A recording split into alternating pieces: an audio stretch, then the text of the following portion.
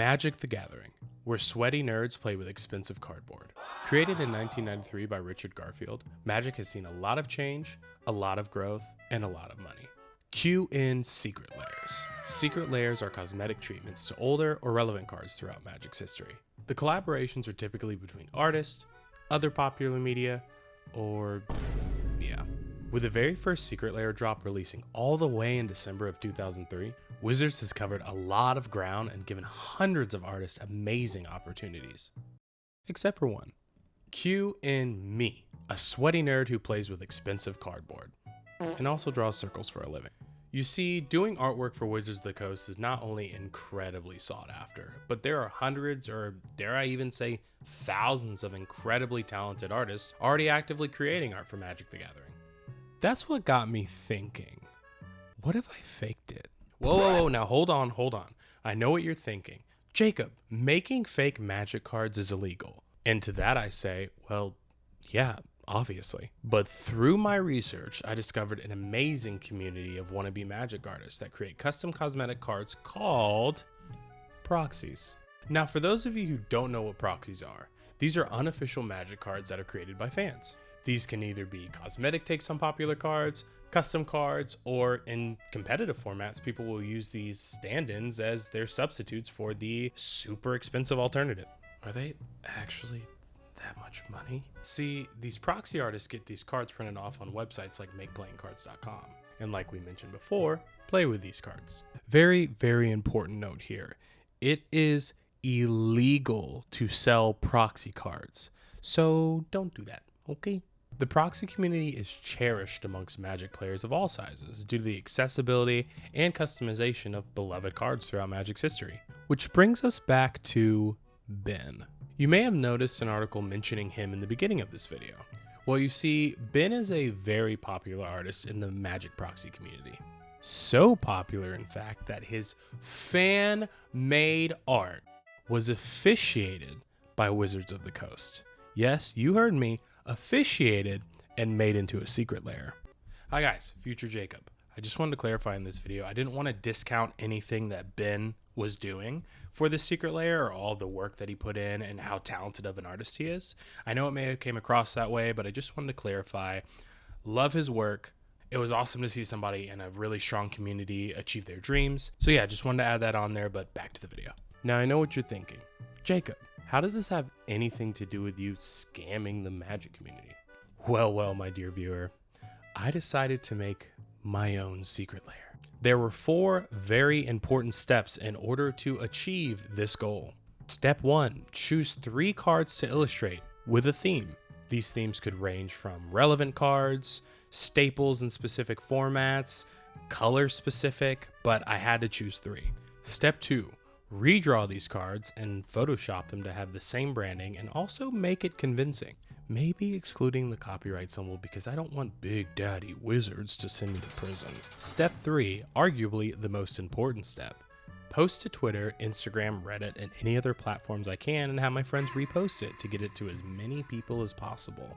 As for step 4, I don't know yet. We'll have to see what happens. Alright, so we are in the hot seat. I've been doing a good amount of research and I think I know what I want to do. It was coming down to color and format specifically. I enjoy a lot of different formats when it comes to Magic, and I enjoy a lot of different colors in Magic, but I decided on one specific one. Wrong one. So red.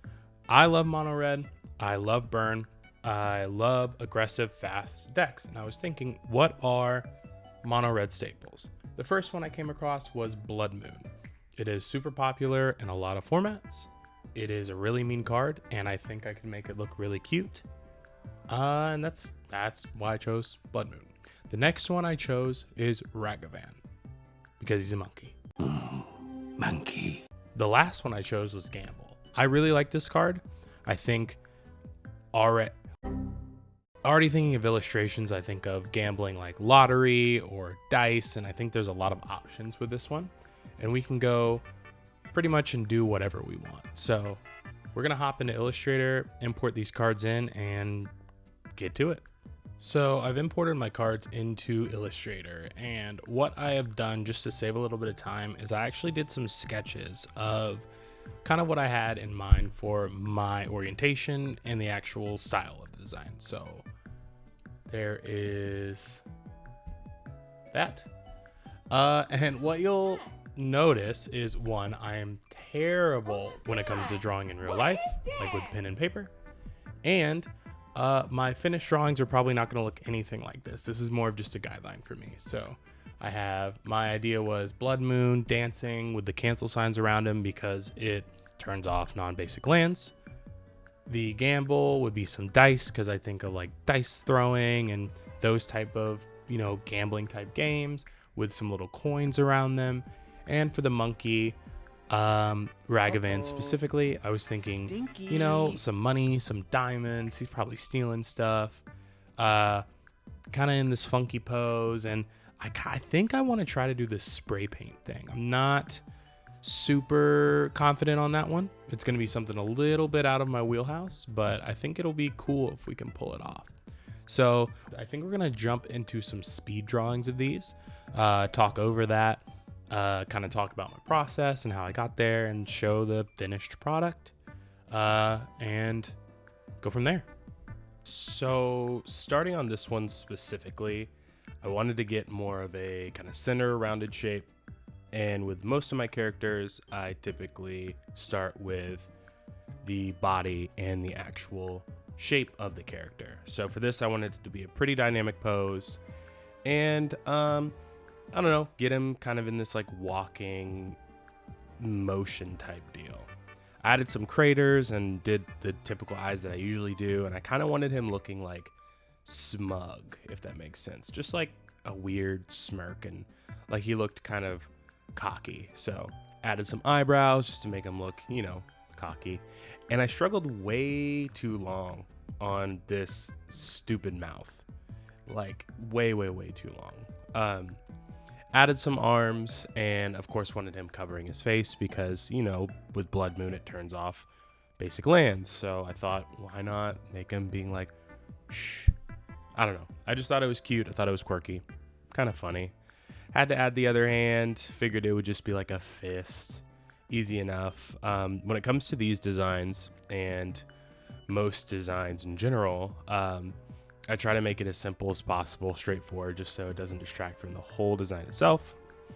For the background, I was really struggling with this, what to add on to, because with a lot of these backgrounds, I try to add as much dynamic things as possible. But I decided a cancel sign because, again, it turns off basic mountains or basic lands. So I don't know. I liked the direction and I like how this one turned out. And just like that, that's one down. Nice. I really like how this ended up turning out. It looks a lot better than the sketch.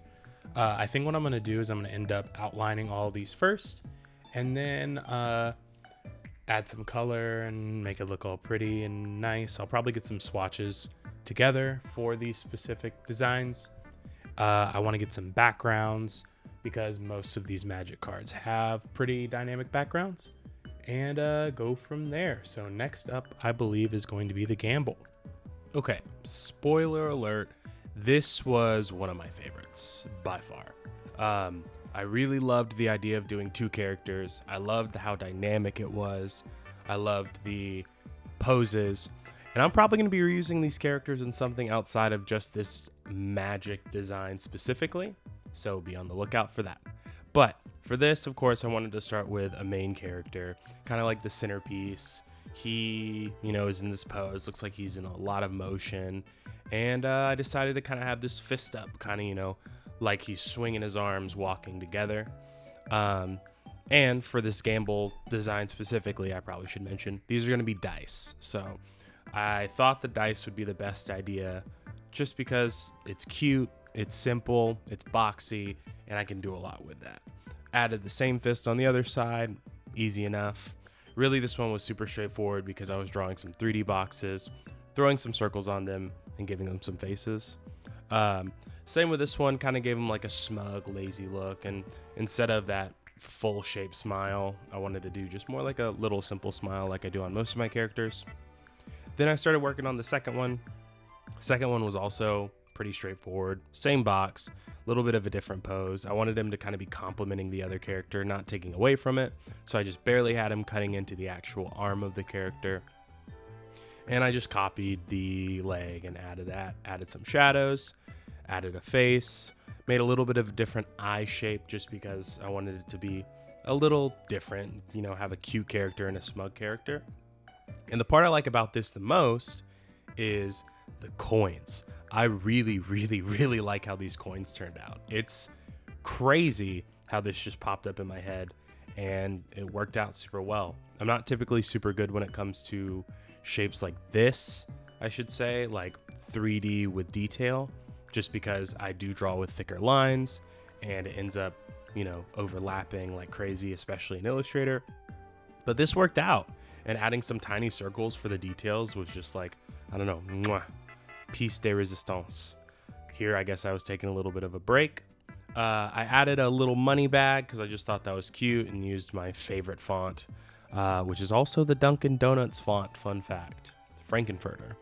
And pretty much we're done with the line work on this one. It was that easy. Boom. And just like that, number 2 is done. I really, really like how this one turned out. I think this one's going to be one of my favorites.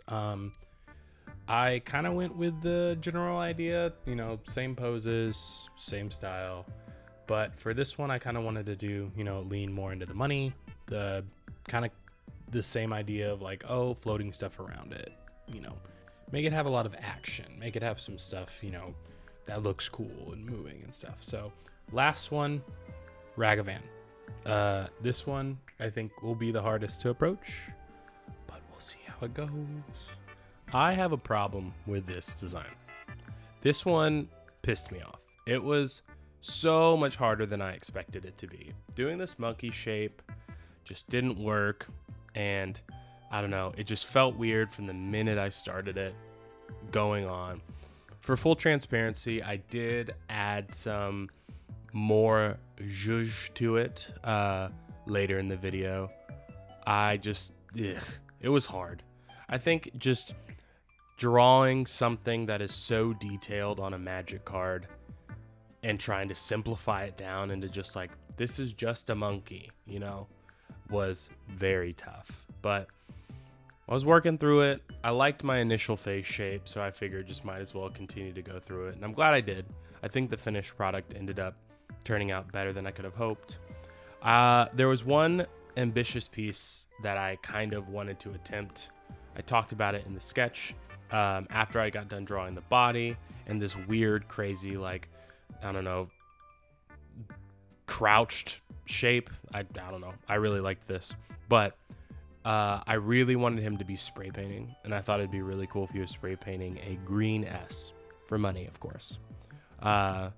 And it actually ended up, that's the part I liked the most about this. I added some hair on the legs just because I felt like that made the most sense.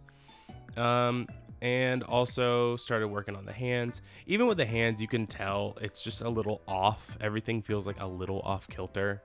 The thumb, the shape of the arms, like the thumb feels too big. I don't know. It just is weird. I don't like how he's pointing his hand down. All things that I kind of changed. This arm angle also felt super weird. Like, I get it, you know, I tried to do it more dynamic and weird and fun, but it just ended up looking like his limbs were broken. I don't know. It just didn't flow like how I wanted it to. But working around this paint can and, you know, getting all of this set up ended up flowing pretty well. So I did keep that original from the original art unedited, I should say. And this is just me working on the S. This one was really weird to work on too. I had to look at some reference of essentially S's and clouds, and doing it in Illustrator was hard, getting it scaled correctly. But, you know, scaling is not my strong suit. Something I need to practice and work on. Proportions too. But after this, I pretty much got it all wrapped up. Whew. Okay, this one was tough. If you couldn't tell, I have a lot of trouble with just general proportions, so there might be some behind the scenes editing on this one. I'm not totally sold on the proportions of this monkey. And yeah, it's been a real pain. But I'm gonna go ahead and move on to the background of it, so I'll at least have that established, and hopefully we'll be close to finishing this up. Haha, just kidding. You thought we were done. We're almost done. For this, really, I just wanted to add something that felt like Ragavan had trinkets. So I added some diamonds because he is always stealing stuff and he's a money boy. I added some other stuff also at the end. I added this $1 bill, but I gave it more dynamic poses with the re-edit, I should say. So stay tuned for that. And I added some other little trinkets because I really liked this idea, but I needed to expand on it past the actual speed drawing video because I just needed to take a break. All right, we are finished. Like I said, this monkey really kicked my butt, so I might step away and come back. I think I need to add some color, some details, kind of reshape the design itself of all of them, get them a little more cleaned up, and I think we'll be in a good spot to move on to the actual putting them on the cards and getting them looking like, you know, secret lair. So next cut's gonna be to the colored products. All right. So we are back. I did some pretty heavy edits, added some color, and this is what we've got. So this is our Gamble. Super happy with how this turned out. I went with kind of more of a yellowish gold, red color scheme and oranges just because I felt like that kind of conveys that card. It is a red card. And I don't know, when I think of gambling, I think of like bright colors, flashy, things like that, right? So that's why I went with these colors. All within the same tone, all in the kind of same temperature. So, you know, tried to stick within that mood. Next up was the Blood Moon. I am really proud with how this Blood Moon turned out. I wanted to add something a little bit different background-wise with the actual... With the Gamble card, I tried to do something that was splashy, but also kind of like wiggly. And for this one, I wanted some swirls because I think of, you know, when I think of space and planets, I think of swirls and rings and things like that. And we added the cancel signs, made them red, all very tonal, more of a dark tone because I get that vibe from the actual card. And then our final one is the Ragavan. With the Ragavan, I am really happy with how this came out. You know, we added some things like the watch itself, which I thought was a really good choice, the gold watch, a little vase, because in the actual card, you'll probably see he has pearls and vases and all these different trinkets and treasures. Kind of refined this S shape with the spray paint, so I think this turned out really well. Did some different styles for the money of falling down, and then with the diamonds we just did some different styles and added some sparkles and a big sharp bang for the background. I just, you know, this one was way more colorful. The process of coloring this was actually really interesting. I plugged a majority of these colors into a hex code. I'll put that up on screen now, and went through the process of like, okay, this color goes with this color is complementary with this color, and I don't know, I just really, it ended up working out super well. I'm super proud of this. So next up is actually getting them on cards and photoshopping, so we'll move to that next. So I wanted to just blaze through this really quick because I thought it was like not the most interesting. But this is a website made by a person named Kyle. I'll put up his Twitter on screen, called Card Conjurer, where essentially you can make high quality proxies, use high quality frames, and also put in all of the text for your specific card. Funny enough, that little power and toughness box in the bottom right corner, somehow doesn't make it to the final, and it drives me crazy. But what can you do? You know, art is abstract. Essentially here all I was doing was looking at references of other cards, box toppers, secret layers, and trying to make it look as consistent as possible. I also have a bit of a spelling problem, so you'll see me kind of go back and forth from Scryfall, copying and pasting the description. About halfway through this video, I realized, wow, I'm not supposed to be using the set icons for Double Masters or for Modern Horizons 2. I need to be using the Secret Layer star. So yeah, that was me having to double back on the Ragavan and the Gamble, and that's how I lost the power and toughness, because I was so focused on the set symbol. So all right, so we're back in Photoshop, and I can go to, let's see, I have some assets here. There's the Gamble, the Ragavan, and the Blood Moon. So yeah, we have all of our cards here, and I remembered seeing something when I was scrolling through Twitter, and there's actually a creator or an artist by the name of I don't know how to pronounce it, so I'm not gonna even try. So this person they did a fake secret layer with Card Conjurer, which is what we used, and they did a Neon Genesis one, and it looks great, like actually looks amazing.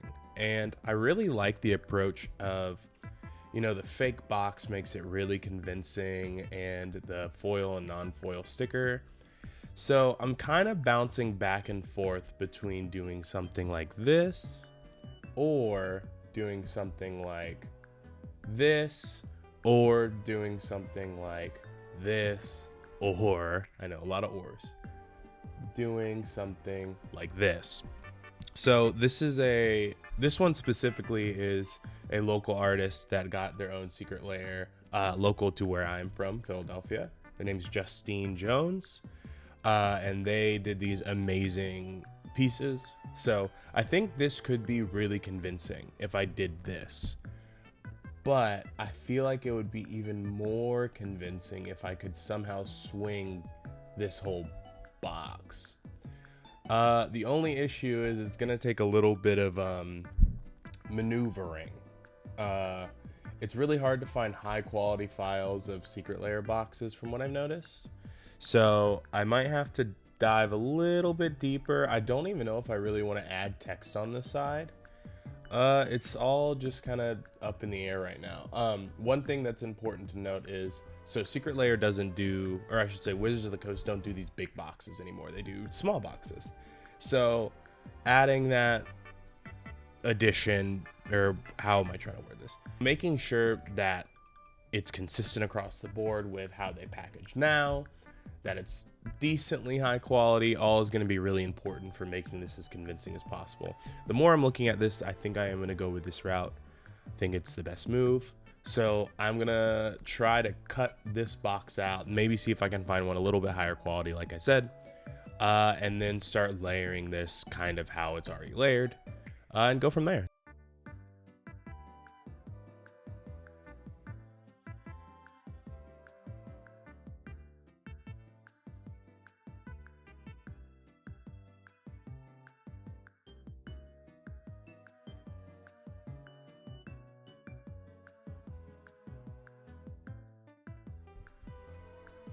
Okay, not too bad. This box just feels so out of place to me. So, I don't know. I might scrap this idea and go with the kaleidoscope idea. Honestly, it doesn't feel real. You know what I mean? So, we'll continue this and keep going. I think this is way more convincing, in all honesty. It still, feels a little but this feels more convincing to me than anything else.